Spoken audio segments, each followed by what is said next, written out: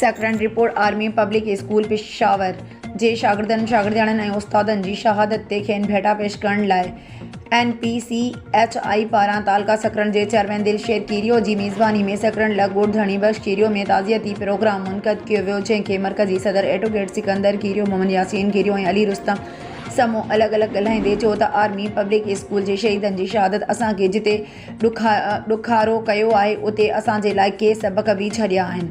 हिननि चयो त दुश्मन ऐं मुख़ालिफ़नि जे मुक़ाबले लाइ वॾे में वॾो हथियार तालीम आहे, उन करे असां सभु गॾिजी तालीम खे आम कयूं, पंहिंजे ॿारनि खे बि सुठी तालीम ऐं तरबियत ॾियूं। हिननि चयो त आर्मी पब्लिक स्कूल पेशावर जे शहीदनि मां असांखे सिखणु घुरिजे, उन्हनि खे यादि रखणु घुरिजे।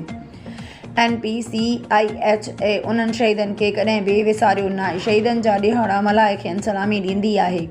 उन खां अॻु दिलशेर कीरियो आयल महिमाननि खे अजाणो पेश कयो। ताज़ियती प्रोग्राम में अब्दुल कादिर गब्बो, लियाकत अली ख़ानज़ादा, अहमद अली अंसारी, अब्दुल रशीद बाबू कीरियो, तारिक राजपर, टाइगर, बिलावल सोलंकी, शौकत सोलंकी, मोहम्मद हनीफ़ चांडियो, सलीम मीरानी, इलाही बख़्श कीरियो, अता मोहम्मद कीरियो ऐं अरसलान लाखो समेत ॻोठाणनि पिणु शिरकत कई।